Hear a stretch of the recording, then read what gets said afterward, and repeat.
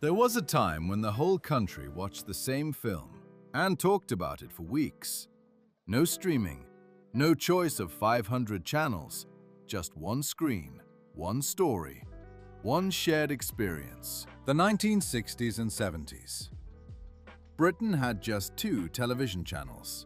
The cinema was king. Every town had its picture house. Every Saturday night, millions queued in the rain for a double feature. The Odeon, the ABC, the Gaumont. Names that meant magic.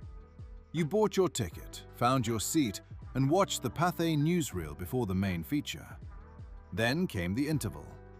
Ice cream from a girl with a tray. Double features were standard. 2 films for the price of 1. Odeon averaged just 13 single-bill screenings per year in the 60s. The rest were double bills. Value for money. Nobody went home feeling short-changed. Britain had 2 main cinema circuits, ABC and Odeon. Unlike America, they were permitted not just to show films, but to make them.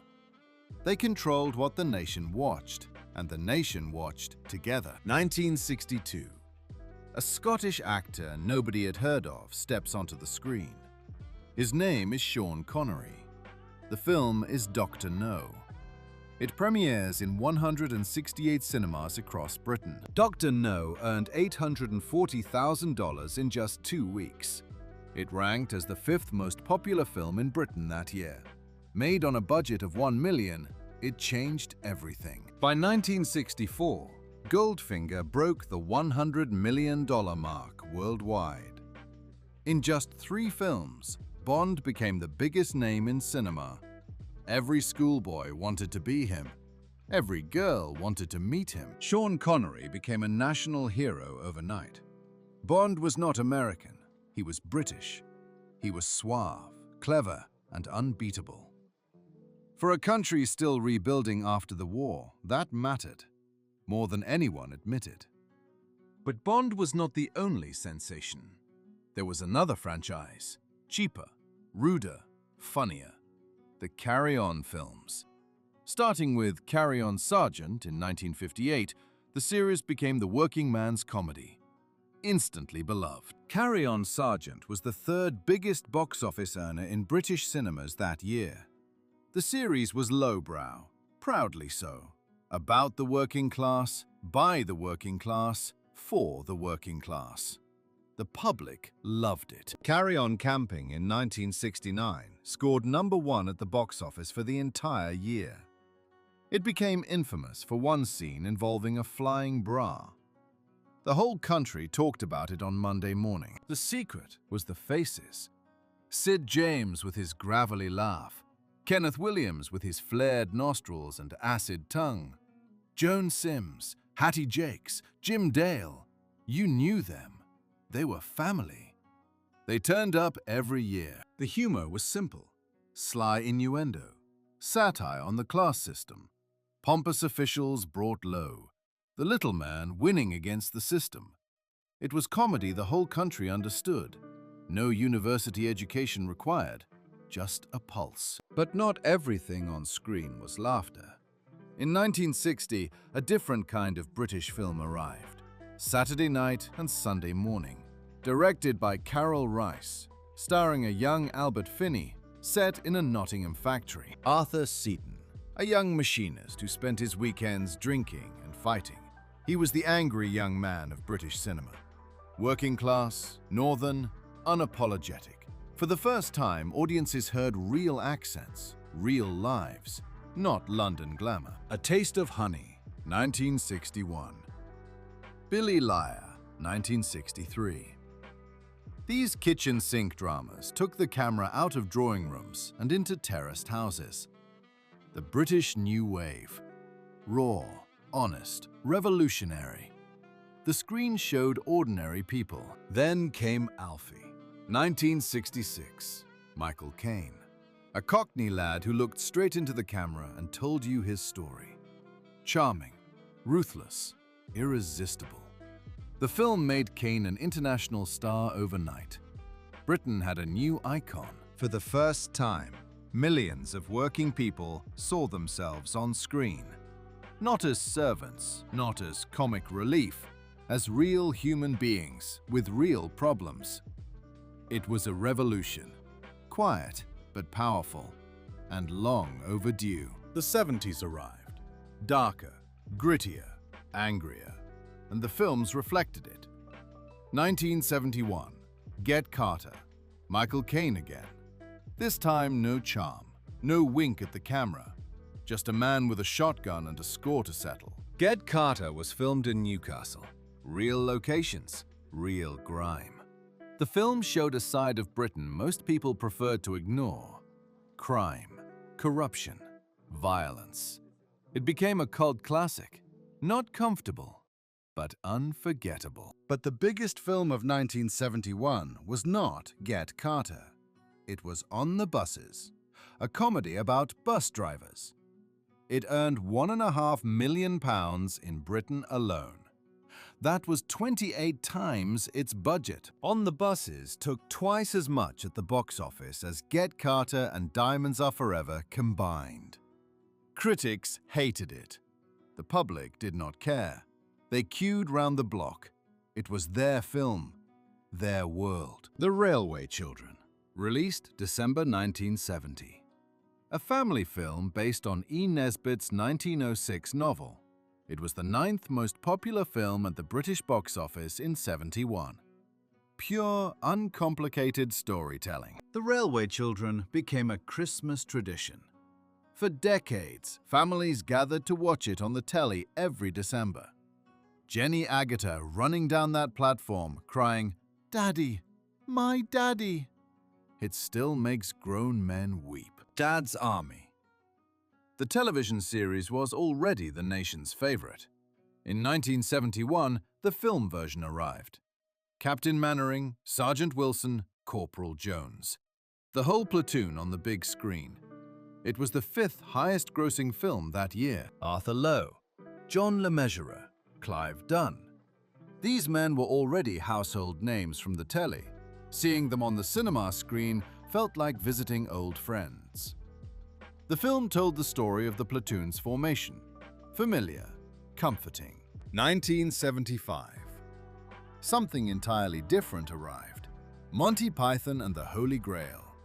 Made on a shoestring budget with real castles and borrowed armor, a comedy about King Arthur, where nobody rides actual horses, coconuts instead. The Pythons destroyed every rule of comedy.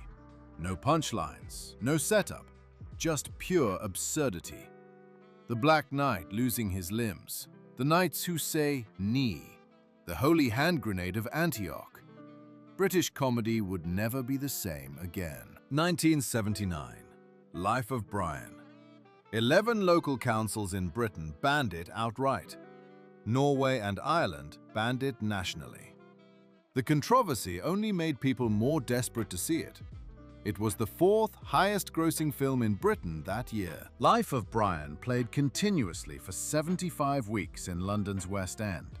It opened at number 1, grossing a house record of £40,470 in its first week. That beat the record set by Jaws 3 years before by nearly £9,000. While the nation laughed at Carry On and Python, another studio kept Britain screaming. Hammer Films. Founded in a country house in Berkshire, they made horror respectable and profitable. Christopher Lee as Dracula, Peter Cushing as Frankenstein, 2 men who terrified a generation and became legends. Hammer's Dracula franchise ran from 1958 through the early 70s. Each film bolder than the last.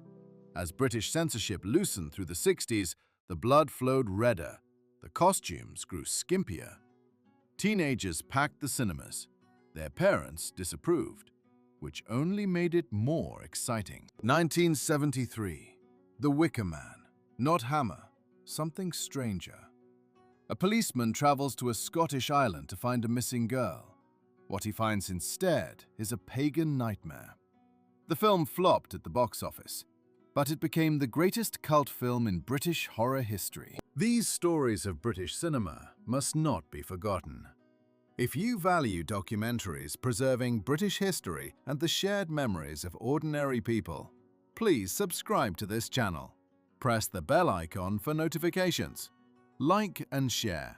Help ensure these voices echo through generations. What made these films special was not just the stories, it was what happened after. You left the cinema and walked into the chippy or the pub, and everybody was talking about the same thing, the same scene, the same line, a shared language. On Monday mornings, in factories and offices across Britain, the conversation was the same. Did you see it? What did you think? The films gave people common ground. Rich or poor, north or south, everyone had seen the same picture. Everyone had an opinion. When these films finally reached television, they became events all over again. Families gathered around the set on a Sunday afternoon. Granddad had seen it at the pictures in '68.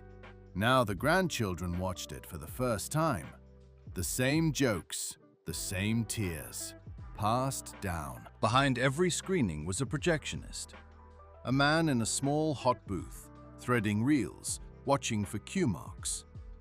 If the film snapped, the whole cinema groaned. If the changeover was smooth, nobody noticed. That was the art. Making magic look effortless, invisible. The Odeon chain alone had over 250 cinemas across Britain by the mid-60s. Grand buildings with Art Deco towers and neon signs. Cathedrals of entertainment. Each one a palace for ordinary people. A place where a factory worker could feel like a king for 2 hours. But by the late 70s, the picture palaces were closing. Television took their audience. Bingo took their buildings. Grand cinemas that once held 2,000 people became supermarkets and car parks. An entire way of life was disappearing, and with it, something Britain would never quite recover. Annual cinema admissions in Britain peaked at 1.6 billion during the war. By 1984, that number had fallen to 54 million. The great shared experience was fracturing. People watched films alone, at home, on video. The queue for the Saturday night picture vanished. Bond, Carry On, The Kitchen Sink, Get Carter, On the Buses, The Railway Children, Dad's Army, Monty Python, Hammer Horror. These were not just films. They were the stories a nation told itself about who it was, what it valued, what made it laugh and cry. You did not need social media to know what the whole country was watching. You knew because your neighbor told you over the garden fence. Your workmate told you at the tea break. Your mum told you on the telephone. The cinema connected people, properly, personally. Perhaps you remember standing outside the Odeon as a child, nose pressed to the glass, reading the poster for next week's film, your heart already racing. That feeling, that anticipation. Nothing on a streaming service will ever come close, because it was not just a film, it was an event. In the 60s, some towns had 3 or 4 cinemas on the same high street, each one competing for your shilling, each one promising the best picture, the best supporting feature, the best ice cream in the interval. It was a golden age, and it burned brightly. These films were not just entertainment, they were shared experiences, collective memories. You watched them with strangers who became, for 2 hours, your companions. You laughed together, you gasped together, and when the lights came up, you were part of something. Something bigger than yourself. Somewhere in a drawer, you might still have an old ticket stub, or a program, or just a memory of sitting in the dark, holding someone's hand, watching a story unfold. Those moments are precious. They are yours. They are ours. They belong to all of us. These were not just films. They were the movies that brought Britain together. In a time before the internet, before 500 channels, before anyone watched alone on a telephone screen, the whole country saw the same picture, and for 2 hours, the whole country was one. Which film brings back your strongest memory? Was it Bond? Was it the Carry-Ons? Was it sitting with your dad watching The Railway Children? Tell us in the comments below, because these memories matter. They are our history, and they deserve to be remembered.